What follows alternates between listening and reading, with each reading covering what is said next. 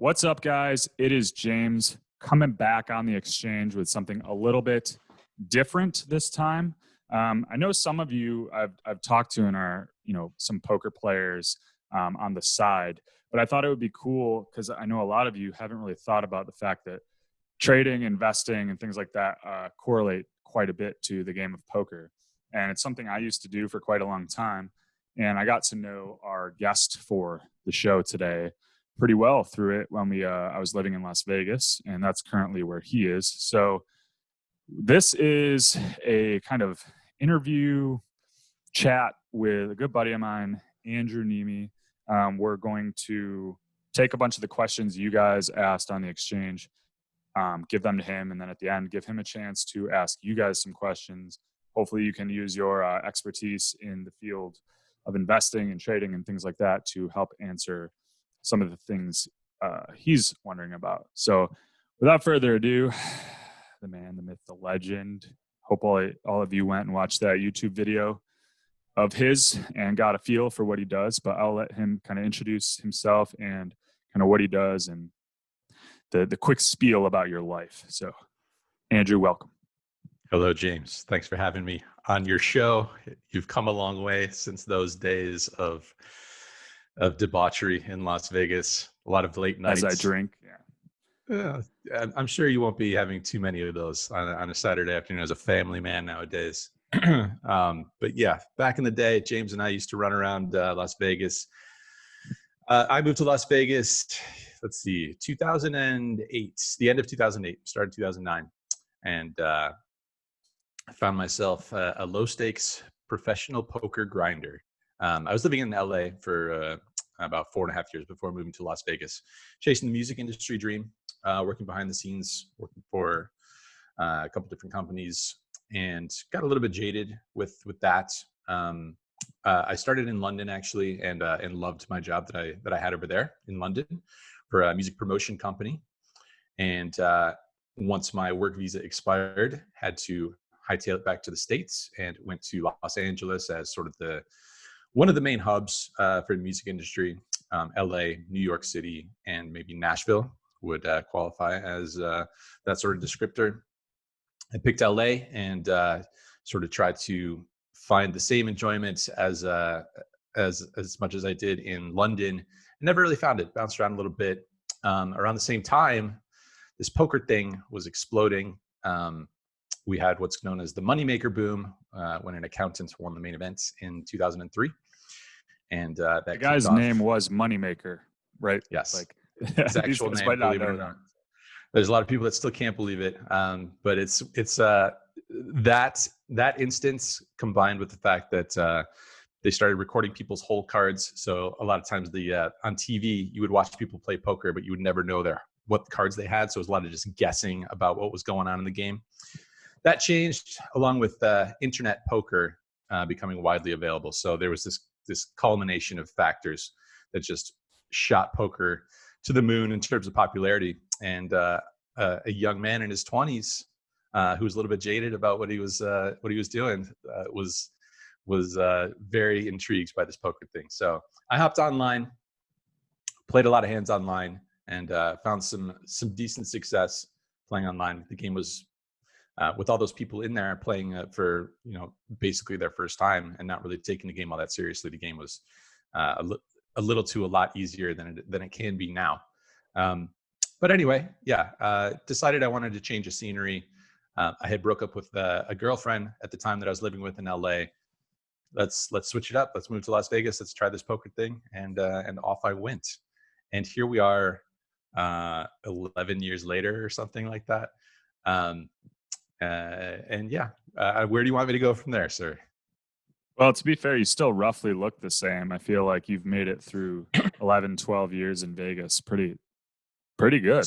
There's some gray hairs in there for sure in the mix. We survived. That's the important thing. There's a lot of people that have moved on away from poker. I'm still here. I'm still plugging away at it. Yeah, you're one of them.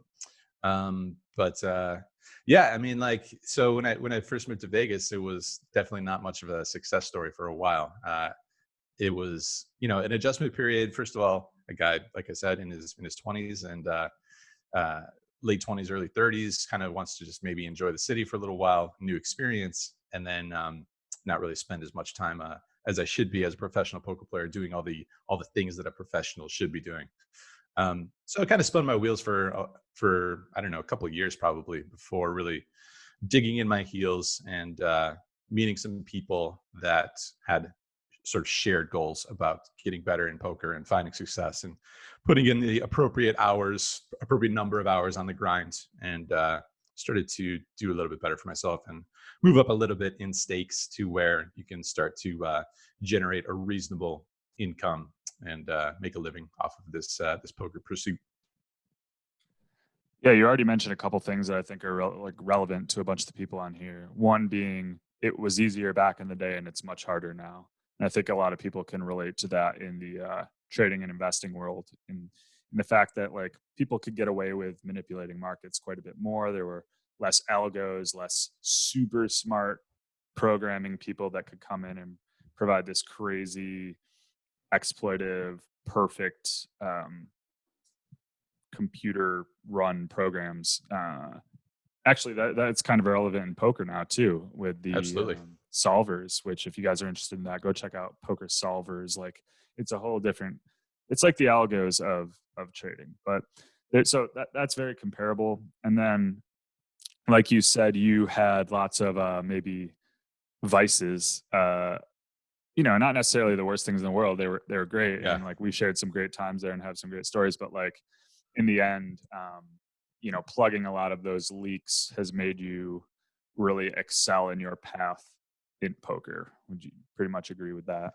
Yeah, for sure. Like there's it's kind of like you said. There's no like super dramatic or super intense one particular vice or anything. One of my favorite movies is Fear and Loathing in Las Vegas. So they're like across the board doing all these different things. For me, it's just 24/7 booze is enough to derail this train.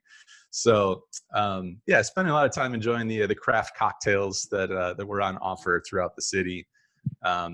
Which is spending too much money on those things, especially as a low stakes poker grinder. So I did, like I said, I did find some success playing online and was able to move up in stakes. But I think once I moved to the city, to Las Vegas, and then just had that sort of a distraction and just wanted to not work all that hard. It wasn't a formula for success, but eventually have to sort of like put in the hours, like talking with other people about poker hands. I find that to be pretty key, building a circle of people where you can get feedback on what you're doing. You can learn from each other because it's more efficient. It's not just you generating all these poker hands and then analyzing them. You have other people that are generating the hands as well. And there's discussion going on about those hands. And then you could just read the discussion rather than having to put in all the hours yourself. So a couple different factors there, just like bearing down and putting in the work hours, and then branching out and meeting people. Two of the most important things, and keeping spending low as possible while you're on the build. Yeah, and I mean, you were able to do that. I would say for a few years there before you got into your most recent venture, if you want to call it, which is starting your own kind of personal brand and YouTube channel. And we'll skip that whole story, but essentially it's blown up into this amazing thing where you're able to combine your kind of passion for creating things and a little more artistic side of this lifestyle of being a professional poker player in Las Vegas. And you're somewhat of a likable person. So people have really grasped or grabbed hold of what you've done on YouTube, and it's grown into something that's pretty extraordinary. So why don't you just touch on that for a little bit, on how you find kind of mixed passions and found something that you've really dialed in, and going forward, like, is this something you want to keep doing? Or I know you're saying that you are kind of interested in diversifying and maybe getting into a little bit of the investment world and stuff too. So why don't you just touch on that kind of side of your life? Yeah, I took some likability lessons from a guy named James Rosenthal, and it's all paying off. Took his class. It was all over Zoom. The big scam that I ran, big Ponzi scheme. Yeah, eventually I found somebody who was actually likable, and so I started up the YouTube channel in 2016. So this was, 8 years into the poker grind for me. So it's just kind of like looking at the landscape at the time in terms of poker content. A lot of it was focused on really high roller type stuff. And a lot of the like high stakes poker is one of the more famous poker shows. Or you look at the World Series of Poker, which is broadcast on ESPN. This is all like really high buy-in poker games. The $10,000 main event is something that a lot of poker players only dream of playing. And a show like High Stakes Poker, they're buying in for 500,000 or $1 million, and it's not really super relatable. It's fun to watch those numbers get thrown around, but not exactly. You don't really know what that feels like per se. So looking at the landscape and seeing this YouTube thing kind of unfold in terms of like daily vloggers and what they were doing, and sort of combining those two factors led to the idea of capturing the essence of the daily grind, or the poker grinds, and sharing that with an audience on YouTube. And also maybe just like lacking, like you said, a little bit of the creativity and in what poker provides, poker itself. And I'm sure you can relate to that a lot because you started this show or you started your YouTube channel and doing things there. So yeah, there was like a little bit of an element that might have been missing for me personally. And it's interesting because maybe that's a reason why the professional success was maybe a little bit less than like some of these other guys who are playing those super massive buy-in games. Maybe they aren't missing any sort of creative aspect in their pursuit, and they just really enjoy getting into the nitty-gritty of poker solutions, and that just takes them to the highest level. So I don't know, lots of self-reflecting that goes on along the way. But anyway, people seemed to really dig what the poker videos, the window that the poker videos, the YouTube vlog provided. And it gave a look into breaking down a poker hand and some stakes that other people could relate to and were playing, at their local casino or their home game, for example. Yeah, and I mean that is a whole world in itself. Like people kind of going back and forth online. Guys, just imagine putting a trade that you made out there and unleashing it on Twitter and allowing everybody to just kind of keyboard jockey their thoughts. It can happen in poker hands as well. And I'm sure Andrew has had quite his fair share of yeah, I know you're pretty good at staying out of that stuff to an extent, but it's got to be interesting seeing all the back and forth that goes on in the comments section, even when you're not involved. Sometimes two people just go off on their own and start going back and forth, right? I mean, I'm definitely not immune to if I'm posting poker hands and how I played them and my thoughts on the hands in these videos, and the feedback is probably 98% positive, but your brain naturally gravitates to the 1 to 2% that's negative. And those trolls will get in there, and it's guaranteed if you're posting things on YouTube, you are going to come across some trolls in the comments. And I am definitely not the best at just abstaining. I'm pretty good with the block button. I'm okay with the casual block. Drop the hammer on some people. The band hammer comes out. But I do find myself getting into the occasional war with someone who's just looking to stir it up, and I provide it for them occasionally. But you bring out the dry banter. That's how you give it to them. The short, dry pain. I definitely troll. I definitely pull the reverse troll on people sometimes, but yeah, for the most part, it's been really cool, and it's provided that creative outlet for sure, and it's become at least as much of my pursuit, if not probably like 60%, maybe even more of my my profession. So you could maybe split them up into 2 part-time jobs. It's hard to really define them, but everything sort of revolves around the YouTube channel.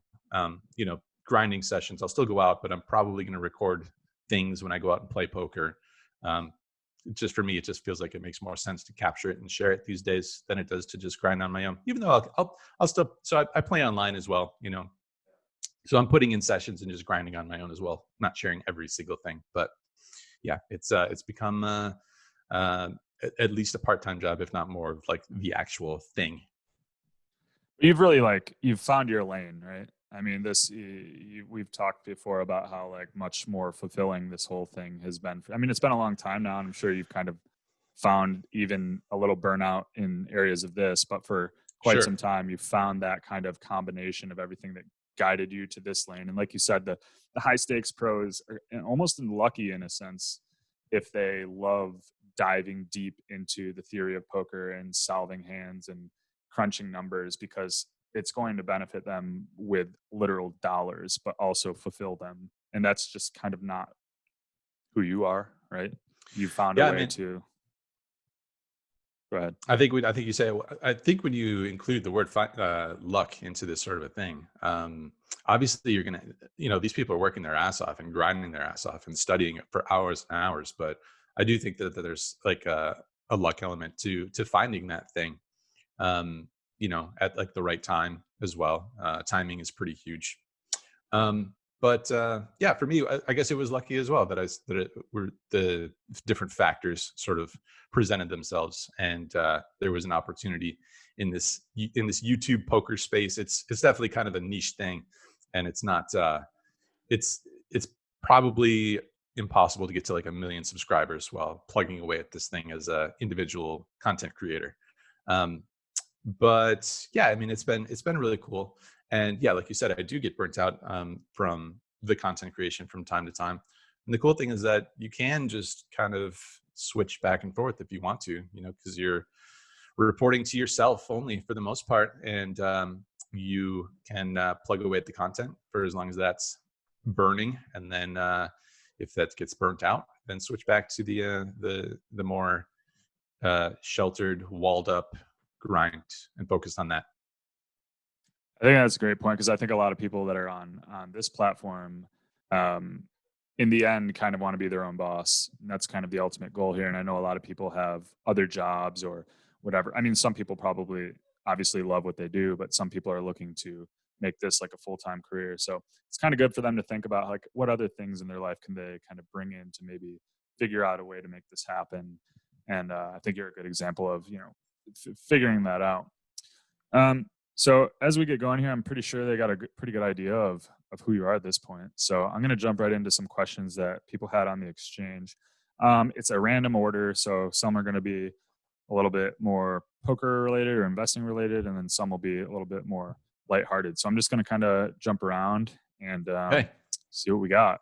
I'm ready. So I'm going to start with one of our big users, Sam Colt. And in investing, obviously, we deal with FOMO quite a lot, especially when you're on these platforms, seeing people post trades or gains, or they just don't own any Bitcoin and watch Bitcoin, right? Like, I assume that's something that you deal with quite a bit or have dealt with or whatever. Maybe So how do you, maybe you have Bitcoin, you don't own enough Bitcoin. that could be, yeah, there's always a way. There's always a way to feel the FOMO. So do you fight that in poker as well? Yeah, I think that sort of presents itself. I think when I hear that, I think the most obvious way that presents itself is when there's like in Vegas, there's certain events that draw the biggest crowds and thus the most number of people into the poker games, like over particular weekends.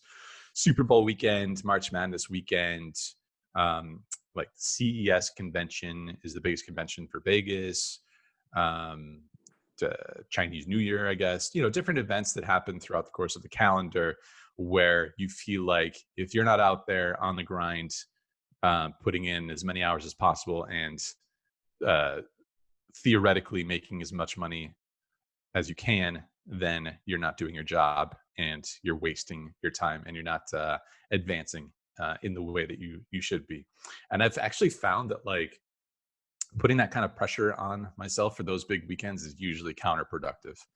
I think the way to go about it is to just sort of make sure that you're always, as close to the top of your game as you can be. Again, without getting burnt out or, just sort of hating it all, but, so that you're ready for the set of circumstances that present themselves during those kinds of times. But I've just found that like anytime you force things in poker, it usually makes for like a bad circumstance. I've seen this play out when like say there's a friend in town or you want to go to dinner with somebody later that night, and but you also want to get a poker session in that day, and you want to just, get in some hands, make something happen, and then go enjoy that dinner. You're usually forcing it, and things are going to fall apart. The wheels are going to come off. You're going to try and make things happen, and it's you're going to end up in a bad mood at that dinner, and that sucks. Yeah. So one thing I want to do is kind of try to take many of these answers and kind of correlate it to trading. And Yeah. I love that, because that brings me back to one time. I'll add a little story in here, a little anecdote. I don't know if you were there that night, but at the Bellagio, I was like really pumped up to go to the bank and get a table with some friends. And I got all dressed up, and I was wearing like full suit, everything. And I went and I played 5-10, and it was only like my second or third time playing 5-10. And I got stacked twice for 1,500 in like 2 orbits. And I was just so devastated. And I went to the bank afterwards, stayed for like 20 minutes, and then left. It was just like the worst. So like, sad. I know. But the way I could correlate it to trading is so many people put so much pressure on like earnings releases for companies, or like the unemployment report that comes out once a month, or just, any sort of like report or number that is released. People will kind of like, okay, this is the opportunity where there's going to be a lot of fluctuation. I'm going to need to capture it, and like build all this pressure up. And a lot of the times, like you said, you don't execute well. You've been like maybe not keeping your sword sharpened enough. Like you're saying, you should be at the top of your game. And all of a sudden, like the pressure and the lack of execution prior leads to just sloppiness on the day of. And then that can snowball, like, oh, I messed up that one opportunity that only comes once a month. And that can just leak into the next few days if you're, chasing losses and things like that. I mean, it's like so identical. Yeah, I mean, because you never really know. In poker, we call it being card dead. So you can go hours, you can go an entire session. You get like a couple of good hands or whatever. But if you start shortening that poker session down to like a few hours before an event or something that you have going on later that night, it's easy to go card dead. It's very easy to go card dead. And then, the mediocre hands start looking like opportunities to you to make something happen that day. And start justifying it, right? Yeah. If you don't have, all your ranges locked in, and you're not playing a little bit more on the robotic side, and you start letting the emotions of that day or that event happen and get in there, it's not good. It's not a good situation. Totally agree. I'll just, since that reminded me of a question on here about emotion. There was a guy, Matt Daniel, who asked a question. He watched your video and then said, he seems pretty amped, which I like. And I found that funny, because I was like, Andrew amped?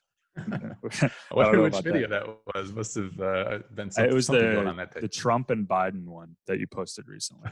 I just wanted to come up with a kind of a recent one that I liked a lot and kind of put it up there for people to watch. And he says he seemed pretty amped, which I like. Does he feel psyched for playing? I feel it helps for like short-term day traders at least. Everyone is talking about having no emotion or being like robotic and finding like a detached, quiet place. How do you feel about like emotion, and like kind of tying back into the last question, like you're building up things rather than like approaching every session just like with tight hand ranges and like patience and just like your programmatic way that you play poker? How do you feel like the emotion and like intensity, or should you be more of like a robotic, doesn't really matter what the outcome is, or is there a middle ground somewhere in poker? I mean, I think it's good to be excited to go play. I think that's a pretty good sign of what you're doing is something that's going to hold your interest and something that you want to do well in and improve in. If you're not all that interested to go to the casino and put in a 6 or 8 hour session, and it just sounds like, not fun or miserable or whatever that other side of the emotion would be, I think it's probably a bad recipe, because you might get a little bit bored. Again, you might start forcing things. You might care less about making mistakes. When I feel like it's something that I care about, I feel like it's something I want to do well. So if it's something that you don't care about, it seems like you're probably going to let yourself be a little bit sloppy with it.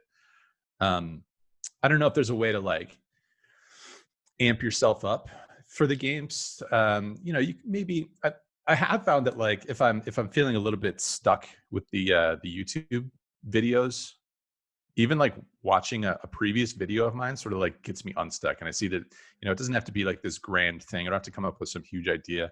People just want to like have some content, they just want to see some poker hands. They want to see a little bit of Vegas scenery, add some music to it. Bam, you got yourself a video, so that I guess there are like, you can watch somebody else do something or watch your previous self do something and sort of get out of that rut. Um, but if you need to be like constantly forcing yourself to get amped up, if there's not some level of like natural interest in this thing or natural excitement about it, that's probably a sign to look into maybe doing something else, I would say. Yeah, I agree. I have posted many times that like I treat like trading more or less like a sport. I get pretty amped every day as I'm like commuting to the office. Like I'm like going into battle, and I think it could be a benefit and a drawback because I do get emotionally attached. I don't like losing, even though I understand it's a game of probabilities and that you have to lose to end up winning. Like I get all that, but there's definitely a balance that has to be struck because there are still times after this many years of doing it where the emotion and the tilting can overrun my system. You know, to an extent that I it's like unprofessional. It's hard to be immune to that, and that's why I think a lot of people think you should be a robot. But I think I'm on your side, where I think it's nice to come in there wanting to play, wanting to win. Yeah, Do you feel like you've gotten better at the tilt thing? Like, are you continuously getting better at it? very much so. I've figured out so many of my outlets to dealing with it, and I know you've talked a lot in your vlogs about this, and it's one of the ways I deal with it is I'll just go look at that long term chart. I'll take 75 steps back and see like what's happened over the career and realize that, oh, like what's worst case scenario here? Like you've had Sure. a gazillion down swings, you get out of them every single time. Sure, you could blow up at any point, but if you just like look at it that way, I tend to de-escalate myself very quickly. I used to let it snowball into session after session after session. That's what happened in poker. That's one of the big reasons I could never get like big winning streaks going is because one bad session, I would just let it run through my head and leak into my next sessions. Yeah. And I assume that's something there's a question about here, is tilt a thing and how do you handle it? So like in your poker career, is that something you've also worked on and have gotten much better at, especially with having other maybe areas of income to help?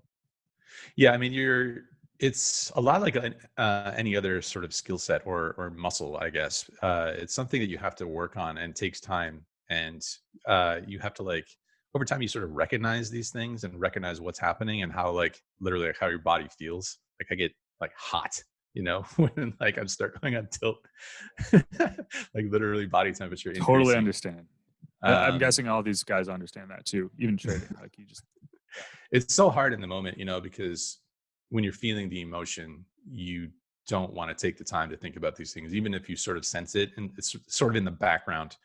But um, yeah, so like, I guess I could break it down into live poker and online poker because live poker has definitely been my I guess forte, since I moved to Vegas. Um, the yeah, the tilt factor has it's definitely still there. Like you said, like I definitely still feel these things. I get annoyed when poker isn't going my way. And I don't think you want to try and like get to a point where it's not annoying when you lose. I think that's like kind of unlikely. Some people might be able to just grasp the statistical nature of the game and just at a very sort of like base level inside themselves be totally fine Super with the objective, logical. Yeah. yeah, but there's a lot of people that just aren't going to be that way because they want to be successful at this pursuit. And every time things don't go your way, it's a step backwards. It's just going to take more time to get to your goals and stuff. So it's annoying. It's for sure annoying. But the more that you like, A, look at how those things, physically feel, and B, sort of like lock in your strategies. Um, when you see yourself deviating from those strategies, you're going to be like, okay, this is just ridiculous. Or you'll just stop deviating from them. You'll be annoyed, but you're still like playing your strategies, just in a very annoyed manner. You'll be folding the cards a little bit harder and faster. You'll be putting the chips out there a little bit more assertively, and that's probably not a good sign. You don't want to have this sort of a table image, so maybe don't do that all that often. But you'll still be sticking to your ranges from different positions and all the things that you've studied about, taking lines and hands. Those things are still going to apply even though you're annoyed. Now, online poker, I'm not as I don't know, chiseled in my tilt control, because I don't have as much experience playing online. Even though I started this thing online, that was when I was a different poker player back then, and again, it was so much easier back then. So I've gone through a lot of changes as a poker player and as a person. Playing online, it's still like, I don't want to say it's new, but I'm definitely like a little bit more raw as far as like the emotion goes, and dealing with all that stuff. So it affects me more online, but hopefully still getting better at that over time as well. Good answer. This ties into, I just thought of another question that plays right off what we were talking about. And that is like, when it comes to like a fundamental base skill in poker, and then the idea of reading people and going off intuition, would you say one is more important than the other? And what should people focus on? And this obviously ties again back to trading and investing, where like, people get these gut feelings, or like, there's all this hype train on whatever. So in poker, like, what do you feel like is most important? Do you feel like you need a solid base, or do you feel like you need to have this gut feeling to even be able to be successful at poker? What are your thoughts on that? I think it's beneficial. I think when you say gut feeling, it's sort of a combination of things that people are referring to. People that don't play a lot of poker will think that it is a lot of like, there's psychology involved, but they'll think it's like a lot of body language reading and that sort of thing. And it's definitely become, I would say, very far away from that sort of a pursuit. You mentioned these things called solvers in the beginning of the chat, and basically what you're alluding to is that the poker strategies and concepts have become very much broken down into like a science, and poker players are constantly studying this thing called GTO, which is game theory optimal strategies for no limit hold'em. For example, you can apply it to any game, but no limit hold'em is the most popular poker game, and we're using these tools to figure out what the best play is, what the best bet size is for all these different scenarios, basically for every scenario that comes up, which is a pretty monumental task. And we're not anywhere, I would say, quite close to game theory optimal decisions, but it's becoming tougher and tougher. And we're realizing that the more you stray from these decisions, these optimal decisions, the more mistakes you're making, and the more money you're going to be giving away to people that are more studied in these pursuits. So, using intuition and your gut feeling, you are picking up on things like people's body language, but maybe without even like realizing it, and without knowing like what this tell means in this situation. You might have a feeling like this feels weird, like it just doesn't really make sense, and not really know how to put it into words. And those things can come into play, especially against weaker opponents who aren't studied anyway in all these game theory things, and so you're just trying to figure out what they're up to in different spots, and they're going to be a little bit more loose with their body language and not as concealed with what their emotions are what emotions they're trying to hide. But as you move up in stakes, you're playing tougher players, and you really need to be dialed into the more strategic and solved aspects of this pursuit. Yeah. So you would say that there is definitely an importance on a fundamental base that becomes increasingly more important, as you move up stakes, because you're going to be playing more sophisticated players. But at a certain point, there are times when gut and instinct comes into play, and maybe that happens when you've kind of broken down a hand and you're at a point where you don't really still know the decision, and then you can rely maybe on just your intuition, right? When you're left with nothing else. It's kind of like one factor in a set of factors that you use to make your decision. And really, you might pick up on like something that, like, that factor is worth a decent amount of weight, like once a session, something like that. For the most part, you're just sort of like applying strategies. You're thinking about the cards. You're thinking about how you want to, best utilize this hand that you're dealt, and what bet size and what sort of line you want to take in this hand. Not really like studying your opponent's every inch that he moves his or her chips. It's not so much of that as it is the real technical side of the game. Unfortunately, because the other side is so much more romantic and so much more fun. It makes for For much sure. better movies. Like, how are you gonna like make a movie out of all this GTO thing? Maybe somebody would come up with some sort of cool idea, but it's definitely the more fun, like Wild West, like interesting characters, with sunglasses on, hiding emotions, but you can still see his pulse in his neck, kind of a thing. All that stuff is way more fun, and especially to like a wider audience. For sure. And that's how Daniel Negreanu, one of the most famous players, kind of like made his name for himself, was being able Yeah. to, nobody really knew at the time that he actually did have quite a bit of good hand reading skills and fundamental base that helped him get to these things. People just thought, holy shit, this guy can guess the cards. Yeah. But like what you said, when it comes to trading too, it's like trades that I'll be in, I'll have my basics down. Like, okay, what's my risk here? What's the chart look like? What's the macro fundamental reason I think this should work out? And then after that is all kind of like thought through, then I can kind of go like, is this something that like actually feels a bit more strong? I don't know why, but this feels like a Mm. really good spot to like load up, or like this feels really fragile. Like maybe this level I'm leaning on, there could be some big stops behind it. I don't know why I feel that, but like it's been at this level for much too long. It's bounced on too many times. And then like your instinct and intuition can help.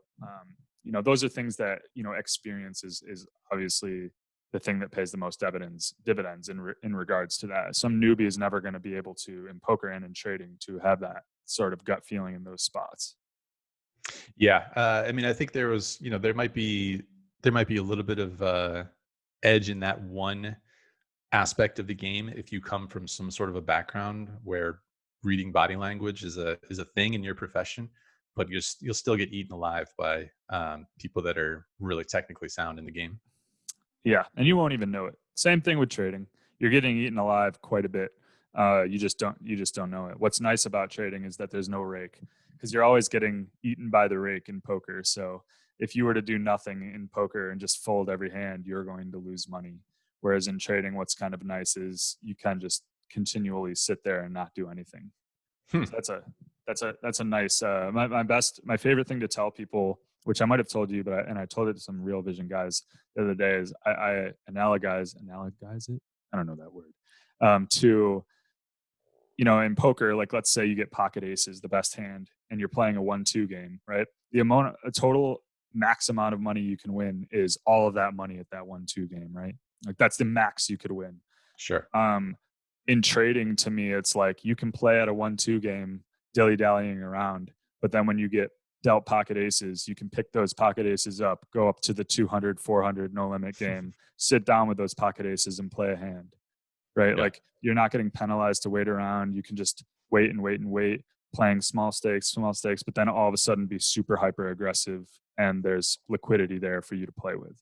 And I think that's one of the things that's been most beneficial for my switch over to trading is being able to kind of like not feel forced to do anything. Yeah. So speaking about got Amazon delivery here.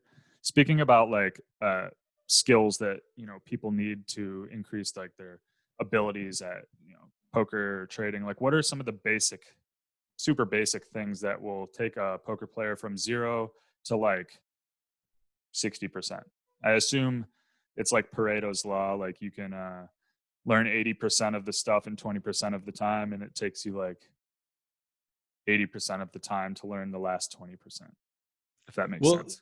I mean, the thing about like poker improvement these days is that there's uh there's really strong and like powerful material that will help you out a ton compared to people that aren't getting into it. And there's a lot of people that play poker that have no interest in like studying poker. And so if you just take like a small step into learning about poker. And in poker, it's kind of like you get what you pay for in terms of the material. So there is free stuff out there. Like my blogs are a good sort of like, I would say, intro to like poker study, because you can see, I break down a hand street by street, flop, turn, river. This is what I did on every street. And a lot of times when people are playing poker with their friends, or they're at a casino and then they tell a friend about a poker hand, their friend will usually say something like, "Yeah, I probably would have done the same thing. You got unlucky there," and then just move on. I think that's probably like the vast majority of poker Be hand discussion. empathetic and kind of, yeah. Yeah, you don't want your friend to feel bad. It's like, whatever. It's poker. Things happen. Um, but yeah, so like no one's really, in a lot of these conversations, you're not breaking down a poker hand street by street, and you're not seeing like how a professional would do it or think about it. And in a lot of my videos, I say, I probably should have done this. I think I made a mistake there. Probably should have, gone this way or that way or whatever. So I think my videos are sort of like, they're free, basically. They're on YouTube, so they're like basically a free sort of intro to poker study. But they're not like going to take you to like a proper like level of success. For that, you need to like, you need to make an investment in something. So whether that's like a training site, coaching, or these solvers that cost a little bit of money, you are going to have to take one of these steps and do the thing that you think will be most interesting to you. Some people just want to watch videos. I think that's reasonable. Some people want to interact with a coach, also very reasonable. And then some people want to get into the real nitty gritty of these solvers and work with the outputs and stuff like that. So I would pick one. I would just start with one. There's a few major training sites out there. Look at one of those and buy it for a month. Start watching videos. You can get a monthly membership. So I don't know if there's like, obviously the way a poker hand is, you start with pre-flop study. You build your pre-flop ranges and you get those down, and you look at single raise pots, 3-bet pots, which are pots that are re-raised. You start going down the path of a poker hand and you build the foundation. Starts pre-flop, move to the flop, move to the turn, river study. But like I said, if you are taking the step into proper training where you spend a little bit of money on it, you look at it as an investment, you're going to be on the path that a lot of people aren't willing to take a step on. Totally agree. And I think a lot of people think there's so much stuff out there that they end up choosing nothing. But the fact is, it's a perfect example of just watch some of Andrew's videos or other people that make poker vlogs, and like you just start to at least get a fundamental understanding of how they bounce through a hand, like the cadence of it, where they start, what they think of, what's happening in the middle of the hand, how they think of how the end of a hand plays out, how they digest the hand afterwards, how it applies to the rest of the session. Trading and investing, gazillion things out there, probably 100 times the amount of YouTube channels and gurus and whatever. And I think, me as a skeptical person, sometimes I'm just like, I'm not going to spend money on any of those. But to be honest, like, you don't have to. There's plenty of YouTube channels out there that are very good and provide great. I don't necessarily know off the top of my head any, but a lot of the macro people I listen to are just pumping out information that's so good, and I get to dive inside people's heads that have succeeded for 20 or 30 years and figure out how are they breaking down their ideas, and then I can think, I didn't know what I didn't know, type of thing. In poker, it's amazing, valuable resource, and then you can eventually pay for some more intensive things. And same thing. I mean, YouTube's just it's really the best, I think. It's a great launching pad for so many things. In poker, so like my videos, they'll definitely help beginners. They'll help, like 1-2 players, and they'll help like a maybe slightly losing to break even 2-5 player, or maybe like a slightly winning 2-5 player. They'll help people up to that level become like a good 2-5 player. I think once you start like playing 5-10 in Las Vegas, games will be really good sometimes, but then they'll be really tough sometimes. And, if you want to compete in those tougher games, then maybe it's time to like, look at the next level of study and study material. Totally agree. A buddy of mine, Jeremiah, asks, how do you invest in your own life, in your own poker game? That comes like money, and when it comes to like energy and focus. Mhm. So I'm assuming you could speak of kind of like what we were just talking about. Like, are there any ways you're investing in your poker game? And then what are you investing in otherwise in life moving forward? Yeah.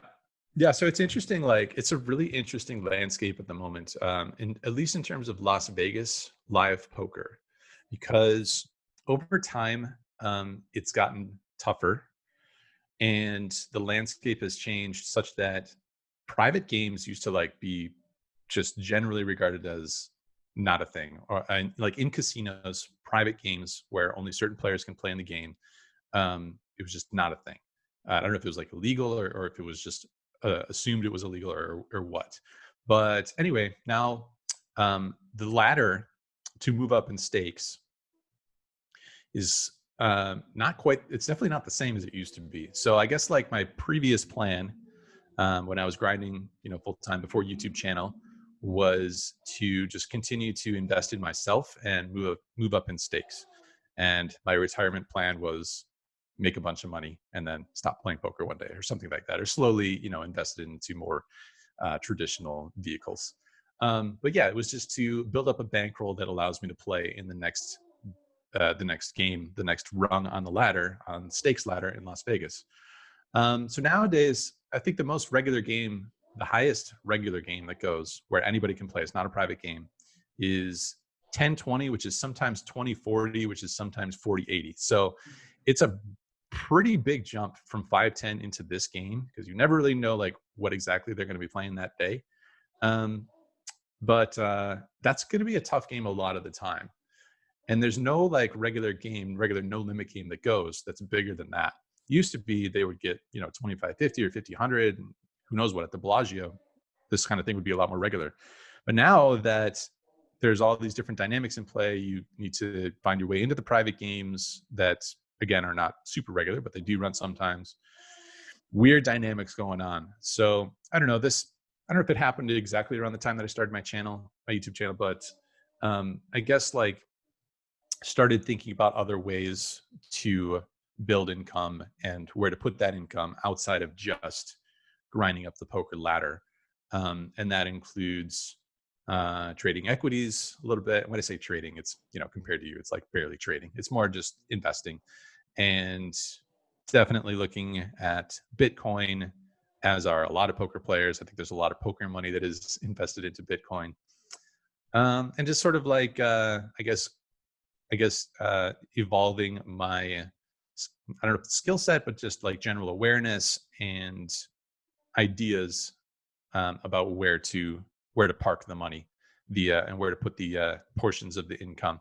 I still want to try and move up in stakes. I'm definitely putting in more time into Pot Limit Omaha now, and it seems like that game, I don't know. There's a lot of discussion about whether that game is going to be the future of poker. I don't know if that's ever going to be the case, but there's some decent sized games that go kind of regularly in um, that style, that game. Um, so I don't know. It's definitely branched out a little bit away from the original plan to just move up the stakes ladder, as both myself and the landscape have evolved. Yeah, it sounds like you've gone through, you had your direction, but then you're just kind of pivoting with what comes. And I think a lot of people have had that too. Like, things are constantly changing in the markets, right? Like, the whole idea of a bond giving you interest is now kind of not a thing. And it's like, where do you pivot and put the money that you might have thought was safe in your portfolio? Is it moving it into crypto? Is it getting into precious metals? Is it investing in yourself in different ways? Is it buying real estate? Yeah, the whole idea of like, where to put your money, where to put your energy, it's different for everybody, but it's not an easy question to answer. It's something I ask myself all the time, because I don't have that um thing that generates me money while I'm sleeping still. I haven't really, I've been generally a bear since making money, and haven't really invested in equities, and have missed out on a lot. Sure, I've like invested some in crypto and stuff, but for the most part, my income is like when I trade. So Right. it's like it's a difficult thing and not easy to not easy to learn, and it's taken you a while. It takes, everybody a while to get answers to that question. Yeah. It's fun though. It's fun to just watch these other things, especially when you find people that explain what's going on in a way that you can sort of get, and it sort of speaks to you. I think that's pretty important. Is finding people that, yeah, just like say things in a way that you find interesting. I think you guys have found that with this site. And it's been cool to watch Raul's videos, because it makes for the whole story thing easy to follow along and sort of get a grasp of what's going on, rather than have a quant try and explain to you what's going on with all these different scenarios and things. So it takes time to both put yourself in that spot and also find the right people to fit into that puzzle too. Yeah, somebody has to speak to you in a way that, like, you gravitate towards, right? Like, he was the first guy that I watched a video from that I was like, oh, well, that actually kind of makes sense. I was never really able to understand that. Now I understand it a little bit better. Oh, wait, I'm actually kind of interested in that. And like, Yeah. same thing with poker coaching and stuff like that. Some people put out a poker coaching video and you're just like, maybe Phil Galfond or something, who's a big name in poker, puts something out there and they're just like, this guy's boring. I don't really like it. But then they go listen to like a Berkey video, like a Matt Berkey thing, and they're just like, this is like, I get it, right? Like, he's a little bit of a contrarian, like he's more animated, like it speaks to me in a better way. Sure. Or Andrew Neeme YouTube videos. This guy likes to go out and have a beer while he talks about his poker hands. I don't know how this is productive, but he's good with a drone. I'll check out a couple of videos. Guy's got drone skills for days. Very steady. All right, let's just do a couple quick fun ones here. I think we've dove into a lot of stuff that covers a lot of the other questions. And, first of all, how did you find a girl who trades futures? How'd that happen? Well, it wasn't like the goal. So if that's like the goal, I don't know what advice I can give, but it just sort of happened that way. Yeah, we met at we have a mutual couple of friends and met at a small party, and yeah, it was pretty interesting, because I think there's obviously, that's kind of the point of this conversation, is that there's so many parallels between the two pursuits, trading and poker, to where she sort of like not only got that what I was doing was viable, but was like really genuinely interested in it. And there was that sort of like mutual back and forth understanding and interest in what the other person was doing. So yeah, I mean, I didn't go on like futures only dates.com or whatever, but so it's just, I definitely got lucky. I mean, the odds of me meeting her, she's from South Africa, I'm from suburban Michigan. We meet in Las Vegas, and the rest is history. Yeah, I mean, it's just unbelievable. The odds of that are pretty low, but yeah, it was cool. It's like that's like a big question that I think a lot of professional either traders or definitely poker players have, is how do you find somebody who's going to like get this this pursuit and not give you shit about being out at the casino at 3 a.m. on a Wednesday when the game is good and you need to be there. I mean, there's a lot of people out there, it's a big world out there. And if you're with somebody that's not really supportive, and it's like what you're pretty passionate about pursuing, and the person that you're dating is not getting it, I say there's a lot of people out there, Yeah, but you really hit the nail on the head there, with somebody that can deal with somebody having a downswing, like not being like emotionally the same kind of cadence every day when they come home. It's interesting. Yeah, I definitely lucked out in that one, in this area, to find somebody like this. So we met like my first, towards the end of my first year in Vegas, and to find somebody that's, we have a lot of shared goals and pretty similar worldview and what we want to do and how we want to shape our lives. And so I definitely lucked out a little bit in that regard. But if you haven't lucked out yet, and it's kind of a point of contention, I would say keep your eyes open. Interesting. Life advice, love advice, you get it all here, folks. Do you play any other games than poker in Las Vegas? So that throws it back to the initial part of the conversation where I was doing it all, man about town in Las Vegas, for better or definitely for worse. So I was playing all the games, most of them anyway: craps, blackjack, roulette, occasional slot machine. Um, James was there, the occasional 5 a.m. Palm situation at the craps table. Yeah, I dabbled, and I was never like, I knew I was gambling. Um, Usually came along with like beverages, that was usually the scenario. I never really like, I mean, I guess I know the basics of counting cards. And I guess I have like practiced once in a long while, just like running through decks and keeping track of the count. But I never like pursued it as like a source of income or anything like that. So it's just poker and Bitcoin at the moment. Not a bad combo, IMO. Okay. One more kind of, I'll skip that. A little more serious. Let's keep with the light ones. I'm going to throw one in there. If you were to dream up a perfect night in Las Vegas, what would that be? And where would you, let's say you're flying in, it's like early afternoon and you're leaving early in the morning. And so what would you do? Where would you stay? Stuff like that. And let's assume Vegas is like, full bore again. Everything's open. Right. Yeah. Early afternoon. So like you basically have like 24 hours or so. Sure. Whatever you want. Well, I think my favorite casino property is the Wynn. So if you want to stay somewhere where there's a casino and you want it to be nice, I recommend the Wynn. The Mandarin Oriental is also fantastic, and Vidara is a little bit less expensive, also really nice. No casino at those last two. So I guess those would be my top three choices. Let's see. Is Mandarin Oriental even open anymore? Didn't they switch to Waldorf? Oh, that's right. My bad. Yeah, it's now Waldorf Astoria. So sorry, guys, if you didn't get it while it was hot, you're screwed.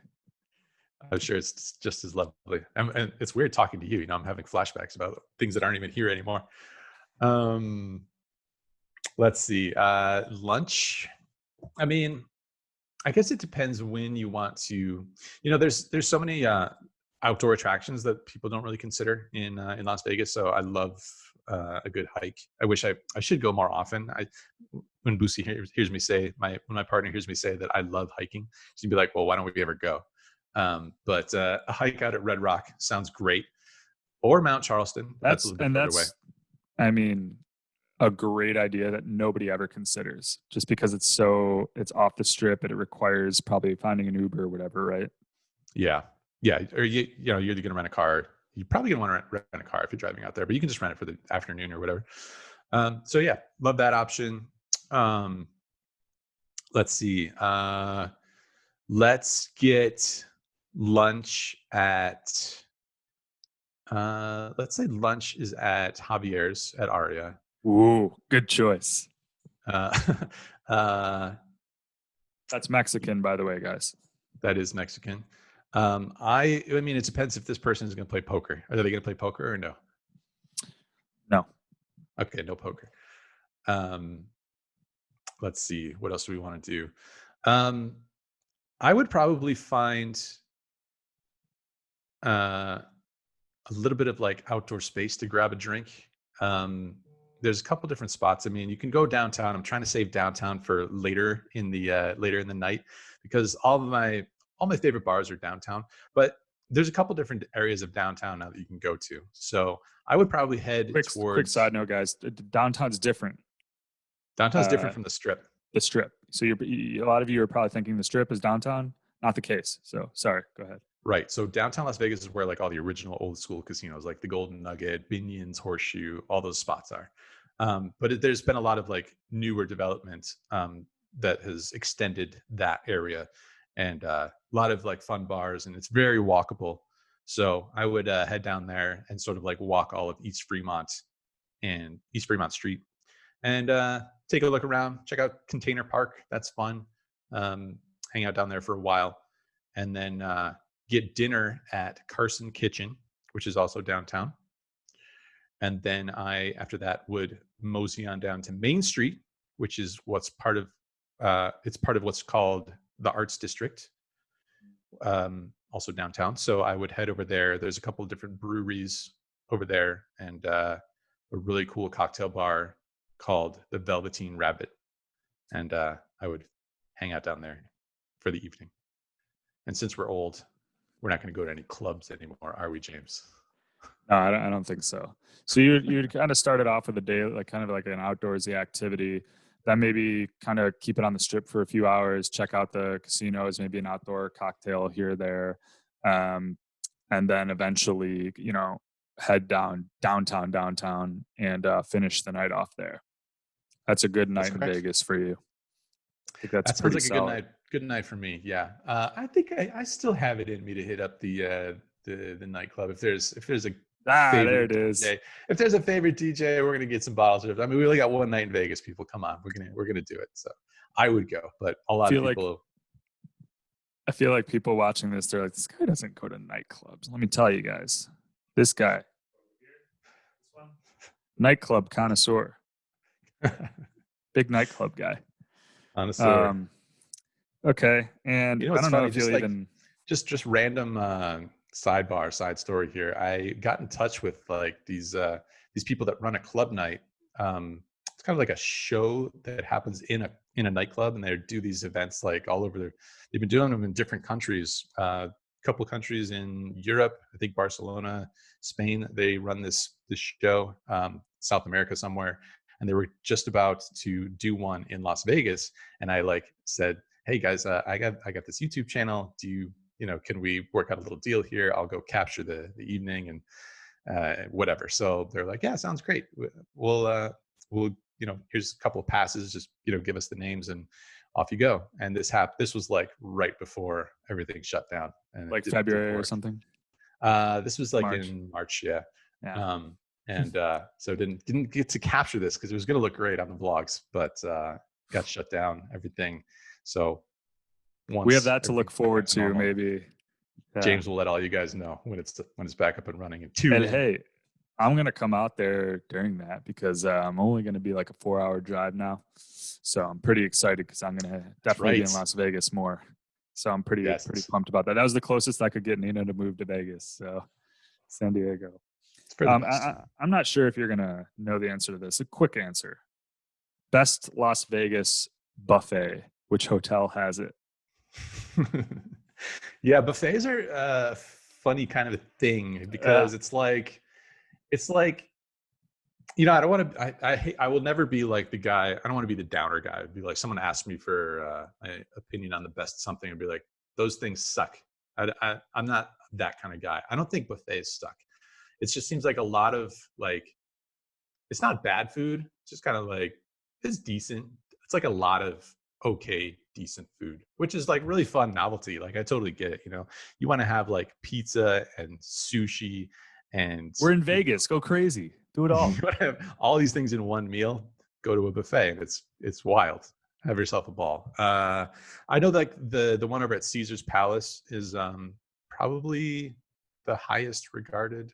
I've heard the one at the Wynn is good. I've never been to either of these, so unfortunately, I don't really have like personal experience answer for you, but I do know the one at the Caesar. I can't remember what it's called. Maybe you can look it up and post it in the notes or something. But there's the special one at Caesar's where it's like $50 or something like that.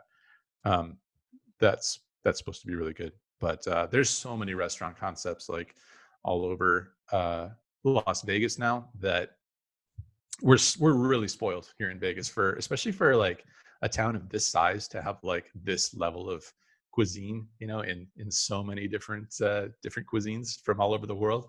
It's pretty epic. So to go somewhere where you can get like a lot of pretty decent food, I would rather go somewhere and get like something that's great. That's my favorite answer, is that there's no answer to that question. You probably, I'll just say it for you. I don't think you should go to a buffet. I think for some reason, I think it's more attractive to like foreigners because maybe they don't have buffets, throughout the country like we've had, like Ponderosas and Golden Corrals and stuff like that. So there's like a negative attachment, I think, to Americans here. But for some reason, Europeans that come over and they just want to go to the buffet. They just want to be Yeah. American and just like go crazy. I mean, it's quite a sight. I guess it should be something that should be done if you've never like seen these buffets are ridiculous. So it's I can see getting a kick out of it, but um, if I don't know if there's going to be like you need to find the best buffet. Any buffet is like a ridiculous amount of crazy. Yeah. And it's probably who you're weights. with, why you're there, right? Like that's Sure. what'll make your buffet experience. Who's eating at that buffet with you? So we have a Boosie, my partner, she basically put together a list of like our favorite restaurants and stuff around town. So whether it's like lunch, dinner, different parts of town, we have a list on my website. So you can probably post the link wherever you post this as well. Ooh, what a plug. What a Yeah, but plug. there's no sales involved in this thing. It's just free info. There's always a sale. If you don't know what the product is, you are the product. Okay. Yeah, I do need. I was thinking I should put ads on this on my website. I should be getting something out of it, but it's brand building. That's what it is, James. Brand building. It's just you being a good person. I think that's what it is. Okay, so let's. I think I dove through a decent amount of those questions. Sorry if I didn't get yours, guys, but we're already over an hour, probably over an hour. I don't even know at this point. But let's go into. You've kind of, we talked a little bit about you wanting to move some money and do some other possible investing type of vehicles. Like, what are you interested in? And I'd like you to throw out, some questions that you might have, and then I'm going to have hopefully some of the people that watch this will go into the comment section and. There's people with all different sorts of investing backgrounds that might have some great answers and value for you for coming on here and taking the time. So I guess I think I would say two main questions. One is I would just be happy to get recommendations for, I guess, sources of info that they think are the most high valuable, whether it's like paid stuff or not. I'd be interested in hearing what those things are. Because like I said, I think in poker, if you are investing a little bit of money, you said you don't really need to. There's a lot of great free info out there. But in poker, I do think it's important to, if you want to take this thing seriously, invest a little bit of money, invest in yourself, and hop into a training site. But I'd be interested in finding out like what people's study material, I don't know what you want to call it, is. What they're to help them answer that, can you maybe drive a channel a little bit more? Like, what are the things you're specifically kind of been drawn towards? Because there's so many different things that they might just say anything, but like, is it equities? Is it options? Is it futures? Is it just buy and hold? Is it crypto? Like, what kind of channels have you been interested in that people might be able to better help? Let's say options, because I feel like every time I watch something in options, I just get confused. So if there's something that is, I don't know. See, I don't want to say basic though, because I don't want it to just be like the basics. I want it to be like something that's valuable and something that's like a solid strategy, or a way to come up with a solid strategy or something like that. So we'll start with options. But I mean, so like I guess my main interest or my efforts thus far have gone into equities and Bitcoin, but individual stocks or more or less equity. Yeah, individual stocks. So I guess I would like to evolve equities into options and sort of like take that. I feel like that's kind of like next level. So that would be. I think people can help there. So okay. And then question number two, sort of like piggybacks on that a little bit, but I guess I would be interested in hearing people talk about like what their edge comes from, like how do they derive their edge in this pursuit? I'm pretty sure I get a sense of how you do it, but I'd like to hear from other people.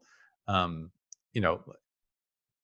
lot of it comes from, having the information and applying the information, but I would like to hear like in their words, like how do you perceive your edge in trading / investing? I think that's a good one, because I think there's just so many different answers, right? Same for poker. I mean, poker, maybe a lot of people have to have more overlapping things, but in this world of investing, I mean, it's just unlimited to how people can figure out how to make money. Because you'll have some people that are just, full chartists and other people that'll say fuck charts, right? Like Yep. it's pretty amazing. And I think that'll be good because that's pretty open ended. I think everybody will have some sort of opinion on where they've found success and why. So Yeah. Great. Looking forward to it. cool. And I don't know if you've ever really dabbled in there, but for this video, I'd like to somehow get you in there to be able to at least see this thread, and maybe you'll see all the questions that were posted originally. And if I didn't get to them, maybe you could pop on there. I'll get in there. What is it? You need to sign up for the minimum membership thing to get into the exchange. Yeah, and I'm not sure, you might be able to get it for just $1, like the trial for a month or whatever. So I think if that's possible, try to do that, and then can probably do better. It seems like a good scene over there. Maybe I'll buy into it. It's a good scene, and it's early, so I feel like I talked to some of the people, like right now it's not Twitter, it's not full of the fuck twits, you know, it's like all people that are very serious about this area, commit to this kind of small community, is because they feel like they're getting value from it. So it's interesting. So like I signed up for the crypto side of things, which is free. And I was watching a few videos, and I scrolled through the comments of one of the videos. It was with the 100 trillion guy. What does he go by? Plan B. Yeah. I was watching that video, and I was cruising through the comments down below. And this video was actually recorded in 2019.